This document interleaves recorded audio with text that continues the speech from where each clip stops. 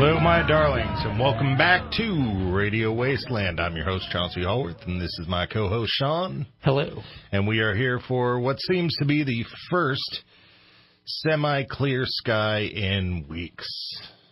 Yeah, it's kind of a faded lilac. Yeah, which is as close to blue as we get around here. Yeah, well, the other day it was like... right. There were like reverse clouds. There were like cloud-shaped spots of blue. And yeah, it's been ranging from like tan to eggshell, basically. Yeah. So a little bit of blue is a welcome sight. Right. So my wife, like many wives out there, is a plucker of eyebrows and stuff like that, and she'll plop down in front of the window so that she has like bright natural light, but for like the past 2 weeks she's like plopped down and it's just been this like neon yellow glow coming in, and my dog, who likes to sleep in the sunspot, is like sleeping in this like yellow square on the carpet. It's just just truly been apocalyptic. This is natural light now. Right. And for those of you here in Reading, you know exactly what we're talking about, but for those listeners around the world, we are coming out of... Substitute for Reading, your friendly neighborhood wildfire. Right. Because I'm sure you're on fire, too, wherever you are. I don't even know. You're at least experiencing it. But for those around the world, we come out of Reading, which is Northern California, and it has been on fire for weeks. Yes. All right. So, normally I ask you how you're doing, but I guess I'll ask you, how are you doing, Sean?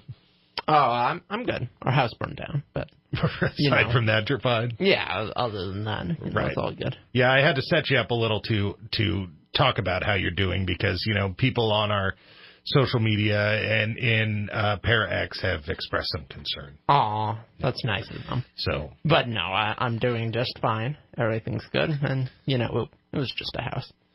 True. But you are wearing all black for the first time. I've never seen you. That is coincidental. I had to get a bunch of new clothes because everything burned down, and I was like, black is good. And black will get me out of the shopping mall faster than if I choose colors and try to coordinate. So you hate to shop? I hate shopping, yes, and black is thoroughly functional. Yeah, I agree.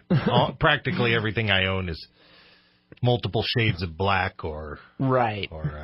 Right. I mean, you're not exactly one to judge when it comes to wearing lots of black. No, I'm not, but I've always done it. No, that's true. You have. And I'm like, I don't know if there's some kind of, you've got like fancy goths with all of your black stuff, but also like pendants and, stripy long socks or whatever. Mm-hmm.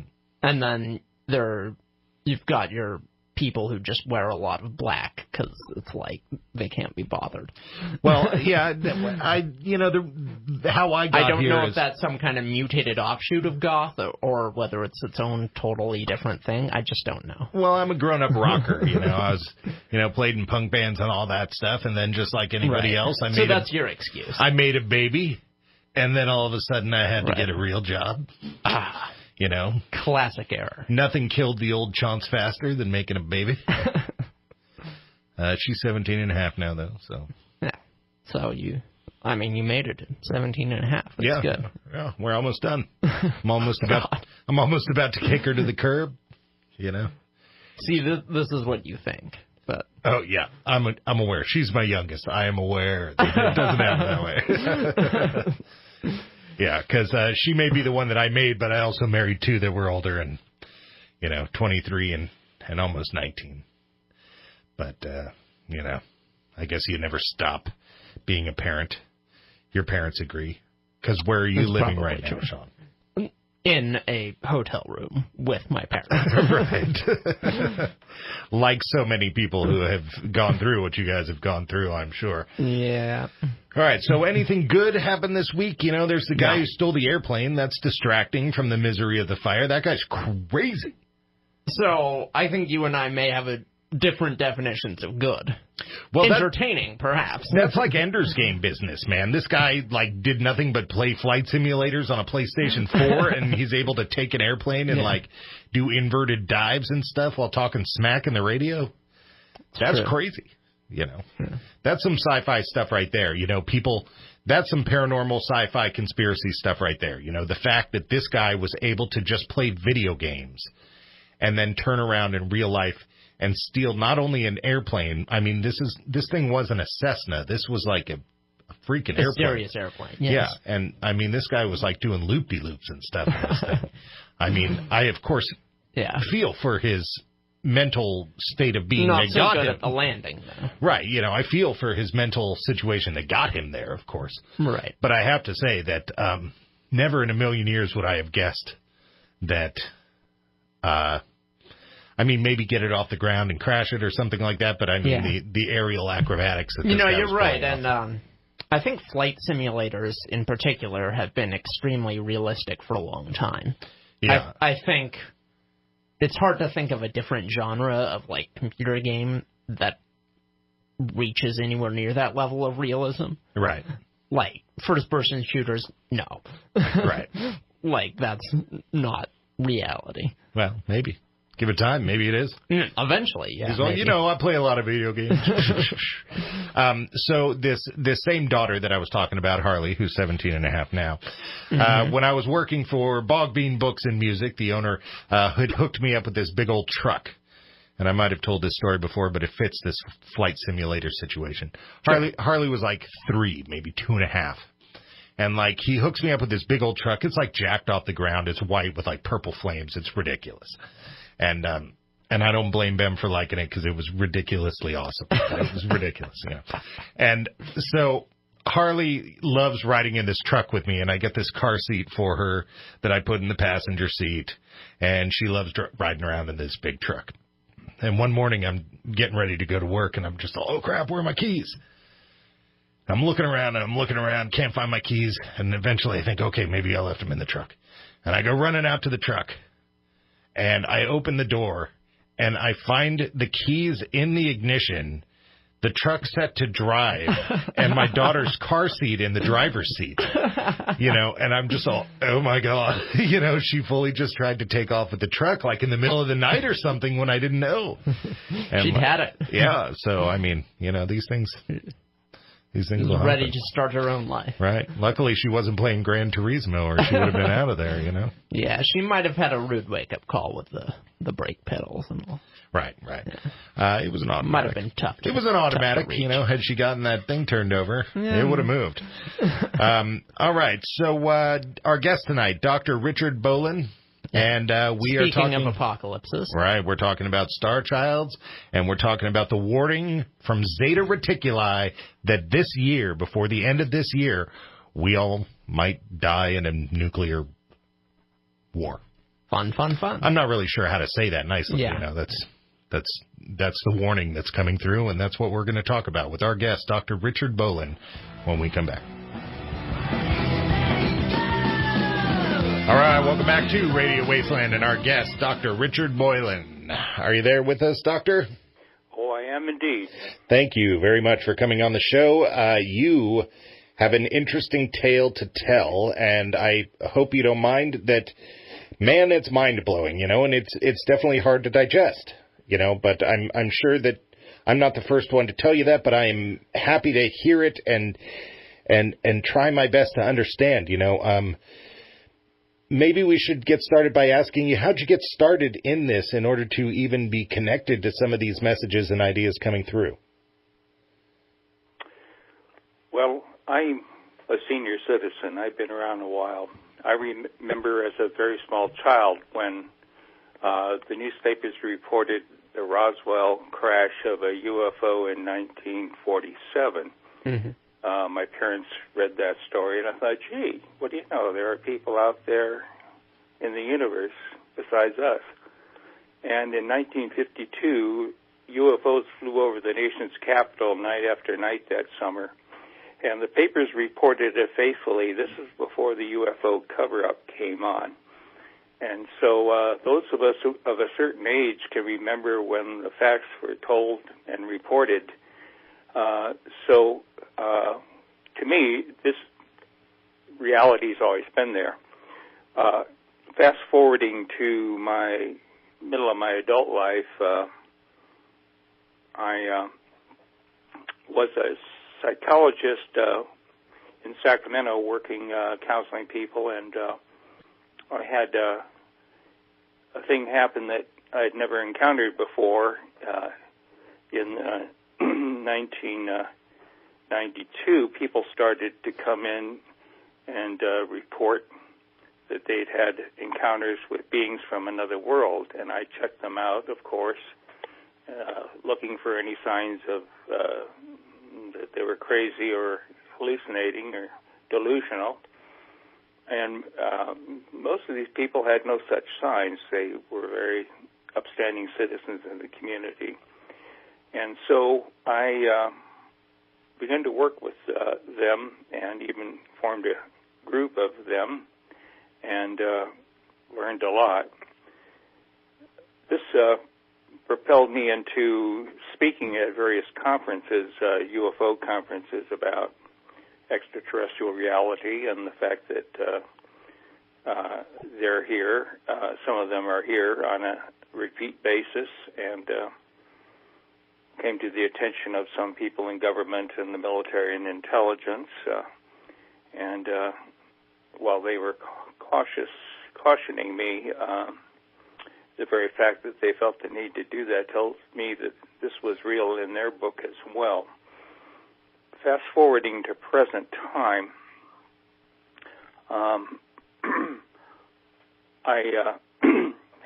as I said on my webpage, I have this breaking story, if you will, that's come to my attention in the last few days, mostly because a classified National Security Agency video that was done in 1964 has suddenly emerged on the Internet. This shows an interview with an extraterrestrial by a military officer of the NSA done at a facility near Area 51. And this interview of an extraterrestrial, the punchline is that the extraterrestrial, EBE-3 was the name they gave him,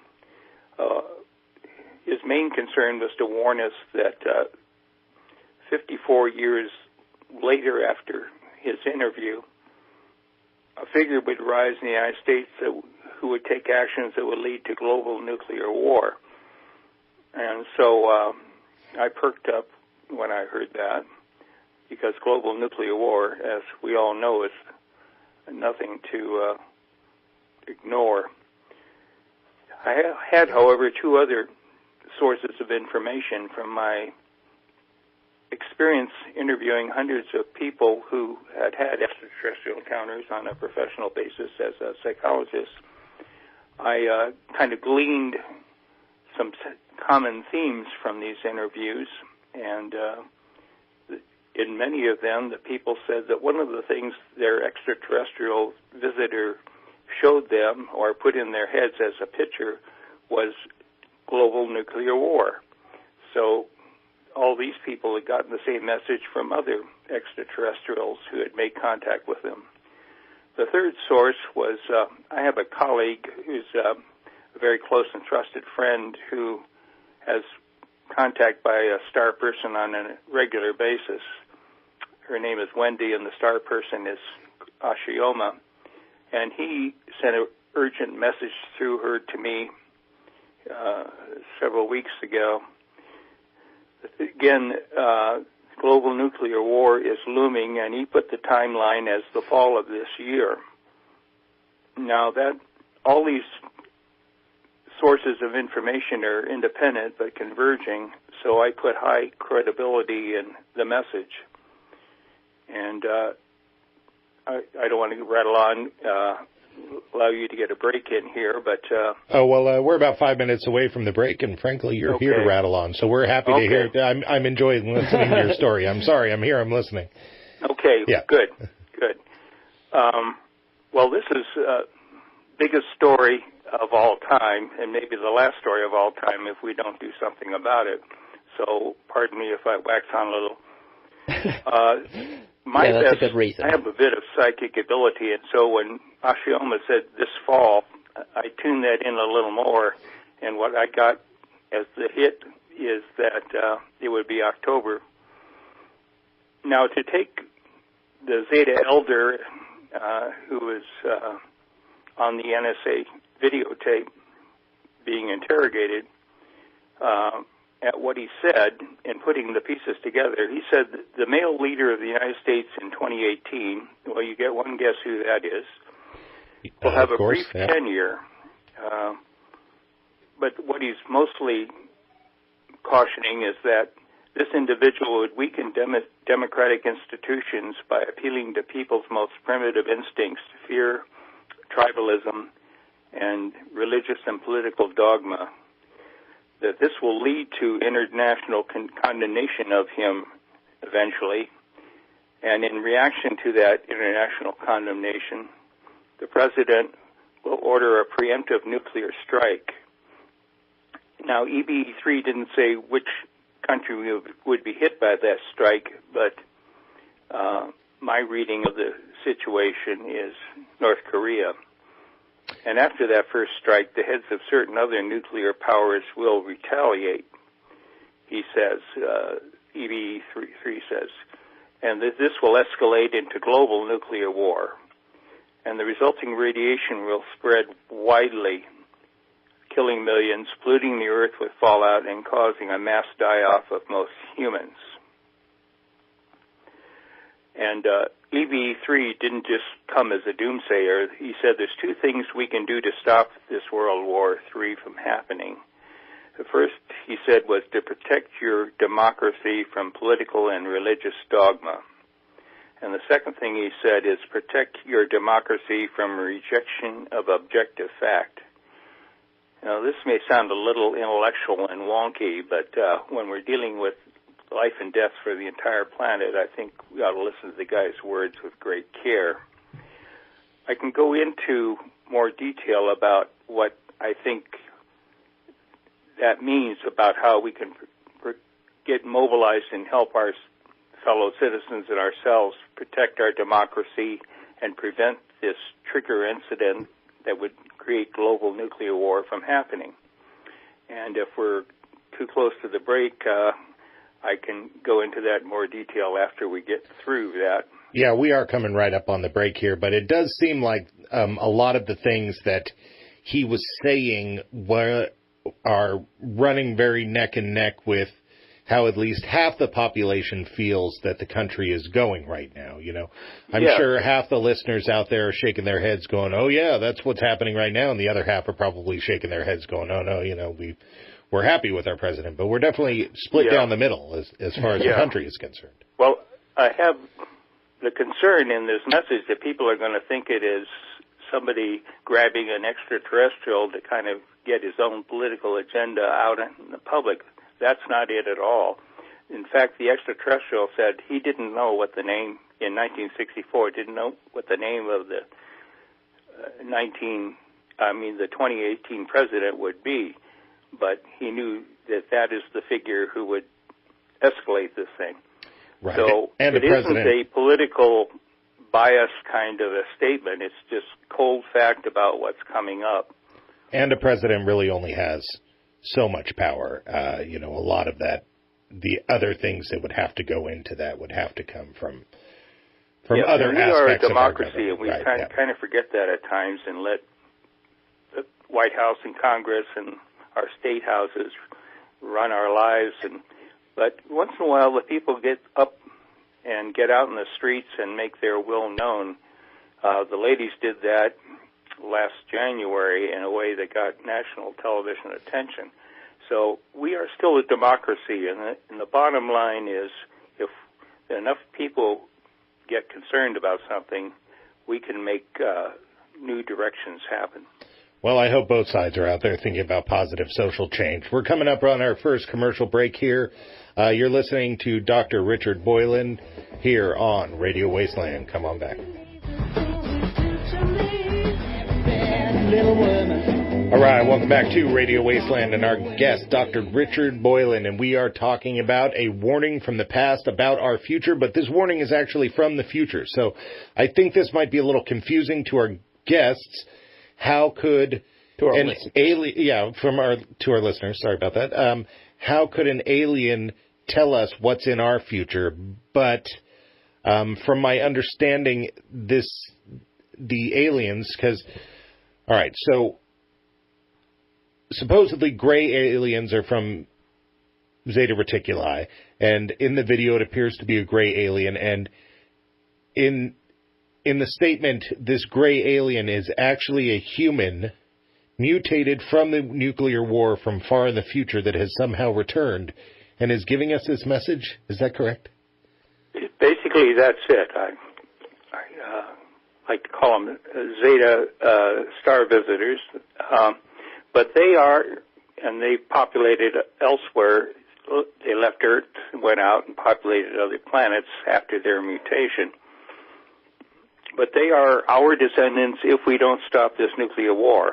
And I may suffer prejudice, but I think a few people would agree with me that looking at this particular extraterrestrial, Zeta Elder, that he's not the prettiest thing you've ever looked at. And if that's how the human race is going to look after enough years of this radiation, that alone should be a cautionary tale that we don't want to let this global nuclear war happen. Yeah, I mean, I agree. I mean, he was beaten with an irradiated ugly stick. Yeah. But, you know... So stop nuclear war for cosmetic reasons. Right. Got it. That's right. But I have always thought that it was weird that gray aliens, you know, when people are reporting aliens, when people report aliens in general, I always thought it was weird that they were humanoid. Mm-hmm. So this sort of answers some of those questions, you know. Well, they're not the only species out there. I've dealt with others and studied and learned about a number of races that are visiting Earth with some frequency, but these are the all-time most frequent flyers here. And the reason they are so intensely making Earth their project is because it is their ancestral homeworld. And they would like nothing better than to come back through time, and they know how to do time-space jumps, and get word to us to stop this before it's too late. They would just as soon have time change and they cease to exist or go into a separate space-time dimension where they're there, but our reality world is that there was no global nuclear war.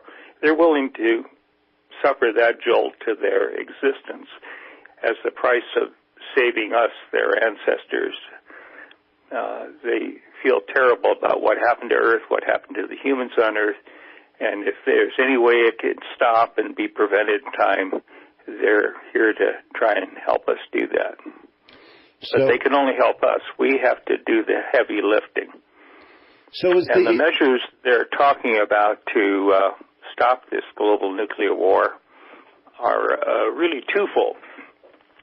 The first is to change the whole political culture that the president is escalating with, that will become so extreme that the entire international community will come down on him with a unified statement of condemnation. And because his ego doesn't take such universal scorn gracefully, he will do, as he often does, a distracting gesture to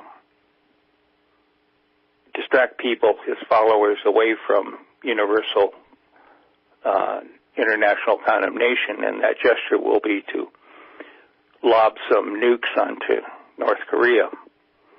And that, of course, will not go down smoothly. We know that North Korea has allies, principally China, to some degree Russia, and a nuking of North Korea would precipitate a response from those countries. And once you get the big powers lobbing nuclear missiles at each other, all hell breaks loose. Absolutely. And it's possible Iran may get into the mix too, because they have some stake as allies with the other powers. So anyway, it's going to be a giant mess if we get that far. So, Sean had a good point here where he said that it's like the book came out 50 years ago, yet we have a test tomorrow. Right. We've had the book for 54 years, and, we've got to be ready for the test in in October, and we haven't even started in on it yet. I'll give you another punchline, John. We've got some trouble. Yes. The trouble is that EBE was interviewed in 1964. Mm-hmm. But what did the NSA do? They put it in their vaults and sat on it. That video never saw the light of day until Edward Snowden grabbed it up with a bunch of other sensitive papers and walked out of the NSA and dumped his NSA files to the world. So I would assume that, I guess my first question here would be, is the implication that the president and the government are a part of this, or that that we're all sort of unwitting pawns in the outcome of our history unless we change our path? Well, it's difficult when you talk about the government being a part of this. There's sort of a yes and a no answer to that. The NSA is not a monolithic organization either. There is what I call a shadow government operating within the official government. Some dark figures who work for a cartel of very powerful people behind the scenes who like to make world events happen for their benefit. And they have enough infiltrators within NSA, CIA, the government, and elsewhere that they can often spot something happening and grab it up, destroy it, seal it, make it go away, if you will. And in this case, one of their operatives spotted this video, said, uh-oh, and made sure it stayed in a vault and never got out into circulation, released to the public. And so we've lost 54 years of lead time to do something about this, and thank God this just leaked out now.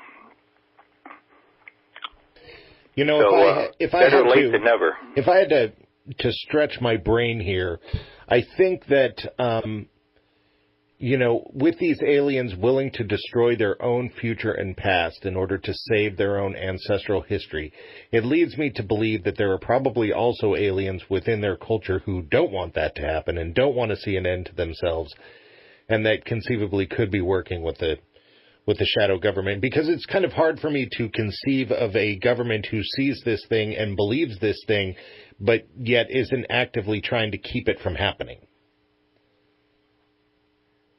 You're talking about a human or a extraterrestrial government?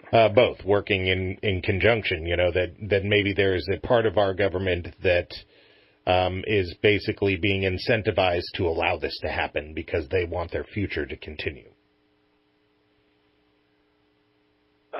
There is a group I call the Cabal. They are a cartel of ruthless, super powerful, super wealthy individuals who shape and control world events behind the scenes. These are the people who have their agents in every level of society, making sure nothing happens that surprises them and controlling things. They definitely don't care if this global nuclear war happens, because they have made preparations for decades for well-insulated underground cities where they can endure while the radiation on top of the soil destroys everybody and mutates everything to unrecognizable levels. They want to win, and if it takes knocking all the humans out so they can be the ones who are left when the smoke clears, if you will, that's fine with them, but they want to win, and so they're not too concerned about global nuclear war. Yeah, well, that definitely makes sense. We're coming up on our commercial break here. You are listening to Dr. Richard Boylan here on Radio Wasteland. Come on back.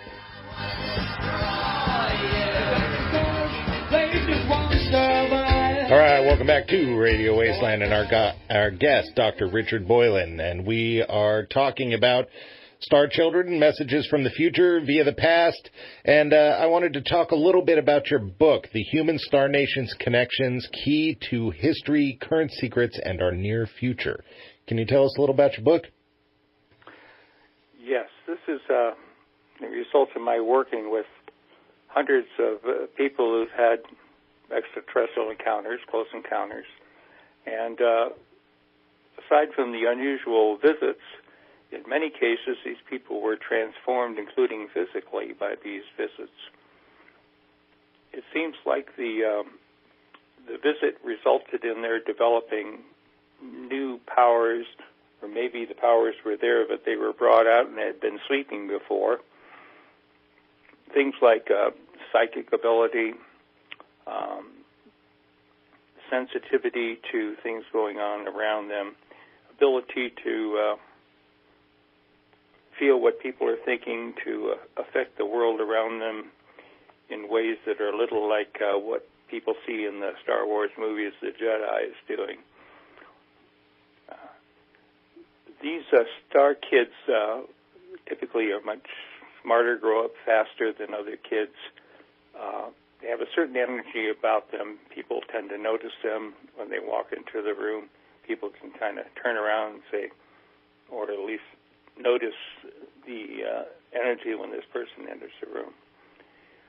These kids are, and of course some of them have been around so long that they've now grown up and are adults, so instead of star kid, I call them starseed adult, are going to be the kind of people who will become leaders in our society at every level, from PTA and local city council and civic organizations up through state government, federal government, and internationally, including UN and other international level organizations. These people are the result of changing that happens basically, I would say, in two main ways, one of which is prenatally.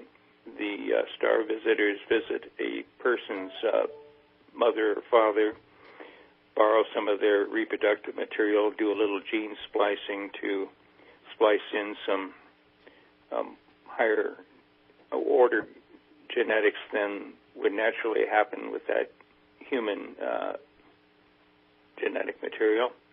And then when the child, then put it back in the human, and then when the person goes on to have a child, that kid is born with a much higher set of abilities and development style. The other way this seems to happen is a person who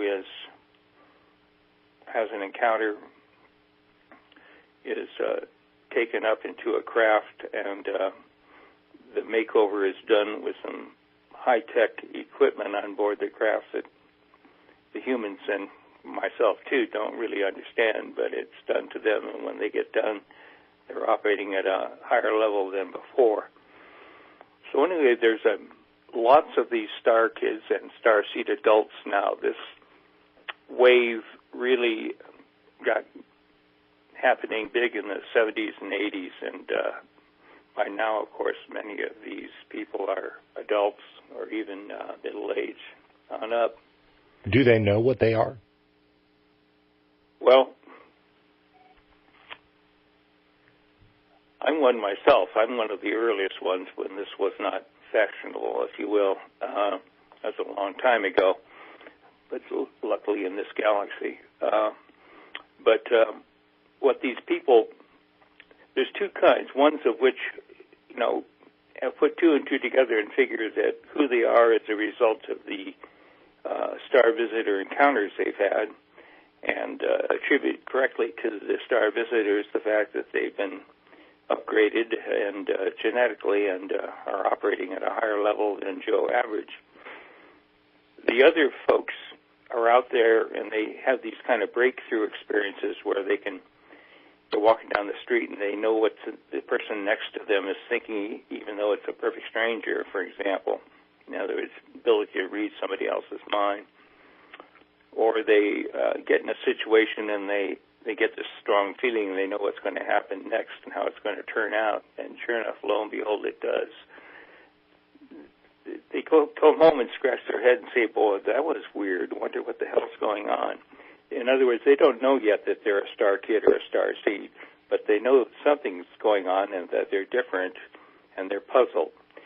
One of the reasons I wrote this book is to give people who don't know what's going on an understanding of this phenomenon, so that if they are one of the star kids or star seeds, and I give a whole bunch of signs by which they can tell that, then the mystery is solved, and they understand themselves better, and they're more prepared to get relaxed and start functioning at that higher level, and realize for them it's the new normal, it's the new natural.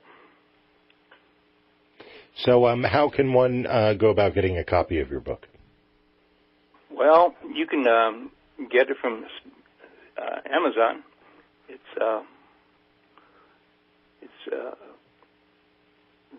You can go online and order it. I just went there today on the Amazon site, and you can have it in a couple of days, or you can get it through your bookstore. It's I think under $20. Amazon raised a little price from when it first came out, but it's under $20, and it is a good read, and I will tell you, it is very thorough. It gives you everything about what star kids are from soup to nuts, and it is going to answer all your questions. There's even a quiz in there. You can take it, and if you get 16 of the items, yes, this applies to me, then you know for sure you're a star kid. So it's very handy. It's easy to use. It's extremely informative, and I give some stories in there from star kids and star seeds telling about their own life experiences, so you can get kind of a handle on what it's like to function as one. It's not just these star people being humans being kind of curiosities in the population. As a matter of fact, the star kids and star seeds are so numerous now, because these encounters have been going on all over the world for decades, that the star kids and the star seeds in the human population now are numerically over 50% of the whole population. In other words, there's slightly more star kids and star seeds than regular humans in the human population right now. Most of them, of course, have not wakened up yet, because this information is kept suppressed, like UFO reality is kept suppressed. The governments are real super happy to have this phenomenon come out and be admitted, but everybody owes it to themselves to know who they really are. So I encourage everybody to read Star Kids and the book, and to, if they have any hunch that this may apply to them, and learn fully who they are and what their life is likely to be. Well, we're coming up here on the end of the interview. Where can our listeners find out more about you? Do you have a website or a way they can contact you? Oh, yes. Thank you very much for that. Yes, my website is www.drboylan.com, spelled DRBOYLAN.com. And the information on there will set you back on your heels. If you think today's news is big, it is big. It's probably the biggest thing on the page, but it's by no means the only report of interest in there. It is very thorough. Well, I thank you. Presentation on star kids, star seed adults, UFOs, the star people, who they are, the human interactions with them, a bit about our government's secret interaction with them, and where this whole thing is headed. Well, I thank you very much for being on the show, Doctor. We've really enjoyed having you. You've been listening to Dr. Richard Boylan here on Radio Wasteland. Check him out, drboylan.com. This is Radio Wasteland. Thank you.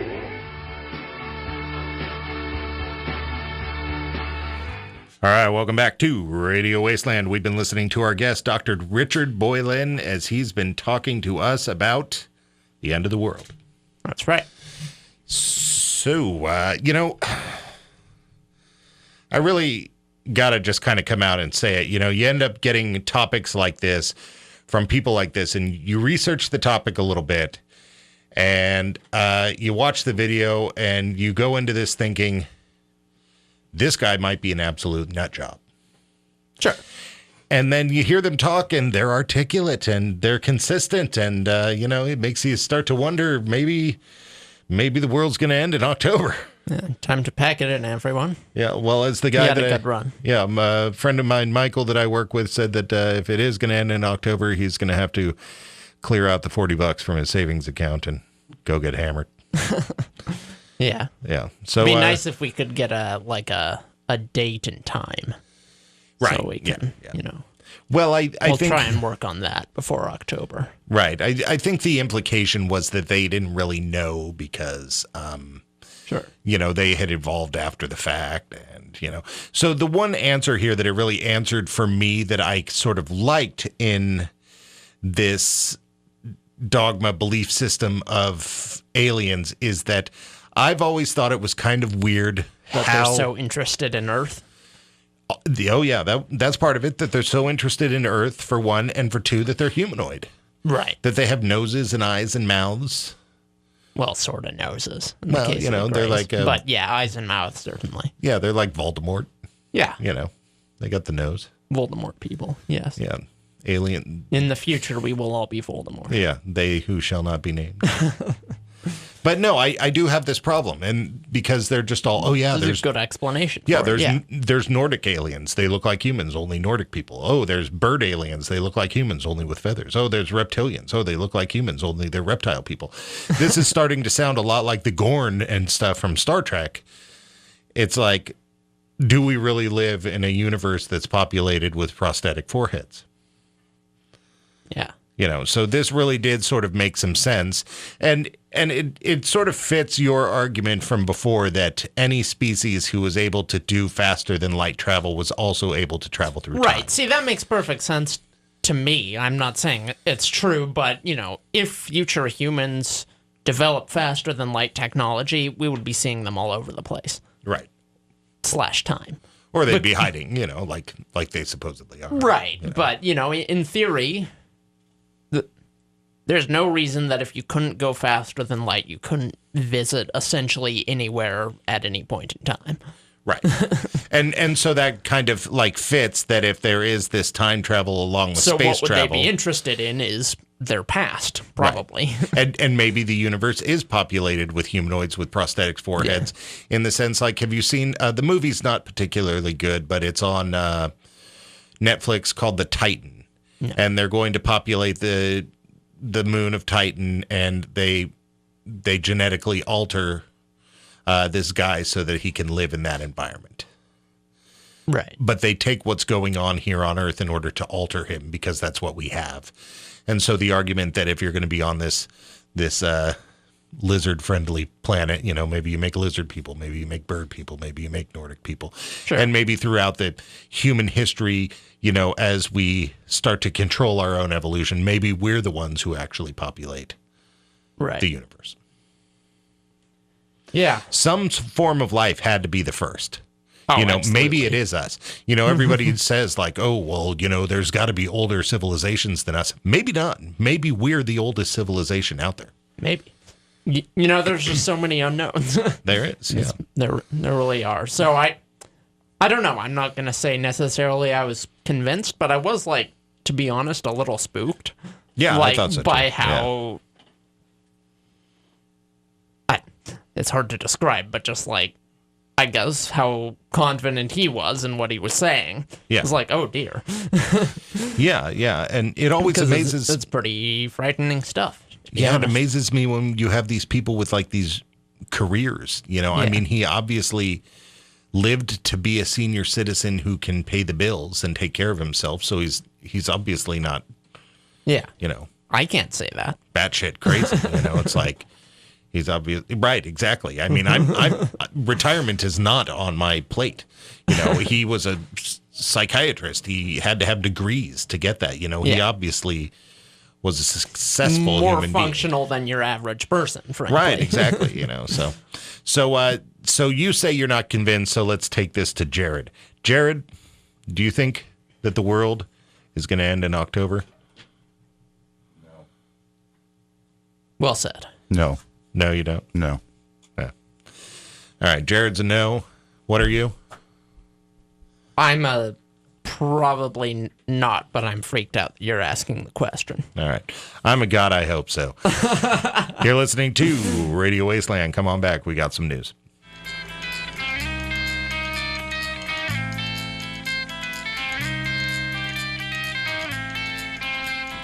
Hey, and welcome back to Radio Wasteland. Sean, you got some news for us? I know you've been busy this week. Radioactive sheep. Okay, this makes me think of some of my favorite movies of all time, but go ahead. I wasn't going to explain any more than that. That's it? Yeah, radioactive sheep. Okay, because I got some stuff to say about it. No, okay, hold on. So the existence of radioactive sheep in a new study is shedding light, so to speak, on a mysterious burst of light recorded by the Vela satellite in the South Indian Ocean in 1979, which has, as of yet, gone unidentified. Now, for a long time, people have thought, maybe it was nuclear detonation on account of just the unique... it looked like a nuclear detonation. Could have been a meteorite, but people were leaning towards nuclear detonation. Just how bright it was. Well, not just that, but apparently, I didn't understand all the details, frankly, but apparently nuclear detonations do have a very unique sort of two-flash signature. Oh. Like there's an initial flash, and then that kicks off a second explosion. Well, that might be a little bit later. Thermonuclear, then. Exactly. Okay. So the thing about this is that no one has ever claimed responsibility for this secret test. And there's no particular reason why any of the big powers that we know have nukes would have kept it secret. Mm-hmm. Like, the US, China, Britain, whatever. If they had done the test, we would know that.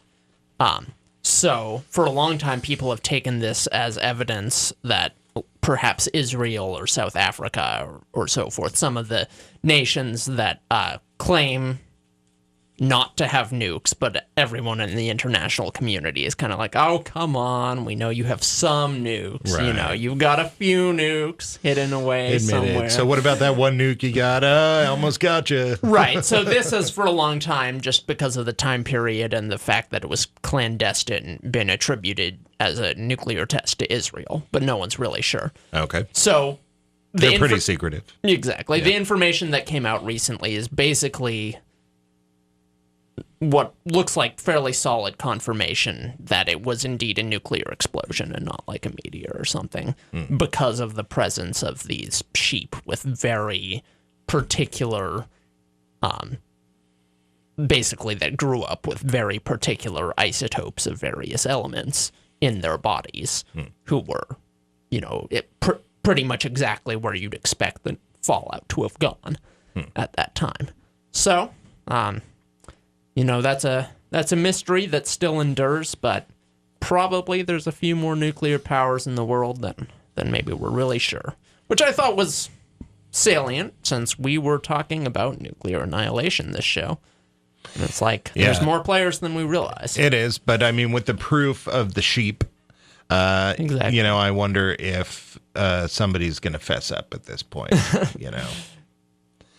Well, no one has yet, but it's only been a few days, actually. Yeah, we seem to be in some rocky water with Israel, in the sense that a lot of our population seems to be sort of having an issue with Israel here lately. I was posting something. Well, I was downtown. I think we were talking about it. I was uptown and I was driving around and I saw that guy that had the sign that said the Jews did 9/11. And and I'm like looking at the sign going like, Well, the first thing that I said crossed my mind is, I wonder if he has a job. And then the second thing is, like, this is the first time that I had ever heard the possibility that the Jews did 9/11. You know, I've heard a lot of conspiracies about 9/11, of course. And so I posted to Facebook making fun of it. And, you know, quite a few people hopped in saying that that was a possibility. And okay, that's freaky. Well, don't get me wrong. I don't think it's a possibility. I don't think that's what happened. I think that's freaky, right? That people were saying that. Right. I think Osama bin Laden did 9/11. Right. But yeah, there seems to be. I researched it a little bit, and there does seem to be some issue there, and also anti-Semitism is really on the rise in Europe. You know, so it's like. You know, yeah, it definitely is. And Israel has, you know, the whole Israel-Palestine thing, that's never been a situation that sat well with anyone in the world, you know. Yeah. And, it, you know, I mean, we're part of what created that. It's just not a good situation. Our country is part of what created that. I mean, you know. Exactly. What was it, 1961, something like that right. Israel was not a country prior to that. Right. It's hard to have been involved in any way in that and not come out guilty of something awful. Right, you know? Right. But I've had this issue in my marriage, you know, that I used to never want to make a decision. I always just kind of floated around and blah, blah, blah, and sort of let my wife make the decisions. Mm-hmm. And she finally said something to me that made a lot of sense. She's just all, you know, people who make no decisions, everybody's mad at them all the time. But people who make decisions, at least only half the people are mad at them. You know, and I'm all, that's a good point. You know, at least you're out there making decisions and only half the people are pissed. But people who just flounder and do nothing, you know, everybody tends to be frustrated with those people. You know? That is true. So, yeah, I don't know. Yeah, well, the other thing is, you know, Israel is the most likely candidate in the minds of international observers, but we don't know. Yeah, no, we don't know made if sense. It's some other random country that has nukes that we don't know about. I'm constantly amazed at what countries actually have, like, our nuclear powers or have nuclear power. You know, it's like they're just all Pakistan. I'm all, Pakistan, really? You know, okay. You know, it's like I don't really think of them as being a nuclear power, but apparently they have nuclear power plants. Yeah. You know, what's up with that? It's like, so you never really know. I mean, they're out there, and I mean, the technology's out there, and people just have to have the money to back it up and be able to shut up some mouths in order to do it. You know, nowadays it might be harder to do because, you know, North Korea does a test and we pick it up on seismic radars. We know what's going on and what's happening, you know. But you know, North Korea has gotten away with most of the stuff it's pulled in that arena, frankly. Well, that's because our country appears to be masters of purple prose and rhetoric. I don't think we're that great at it. We just do it a lot. We're not that great at it. We're prolific. We are prolific. We're like R.L. Stein, you know, we're not that great, but we keep cranking out the books. Right. All right, and so before we go here, I gotta say, Radioactive Sheep. The first thing that made me think of was the movie Black Sheep, and no, not the one with the guys. Who's in Black Sheep? I have no idea what you're talking about. Jared knows. Who's in it? The fat guy from SNL. Chris Farley. And David Spade. Right. Not so that lost one. Right now. There's this one from New Zealand about radioactive sheep that when they bite people, people become were-sheep. This sounds amazing. It is. Is this like so a B good. movie from the 50s, like black and white, hammy acting, the whole thing? No, it's full on, just like awesome 2000s movie. Oh my God. It basically, so there's this whole genre of movies out of New Zealand that it was really kind of started by Peter Jackson. And so it has this whole Peter Jackson Dead Alive thing. If you're a horror movie fan out there, you got to know Dead Alive and Bad Taste and Killer Clowns from Outer Space. It really sort of matches with all of these. It's just great. Okay. All right. So you're listening to Radio Wasteland. I don't know. What do you think? Radioactive Sheep?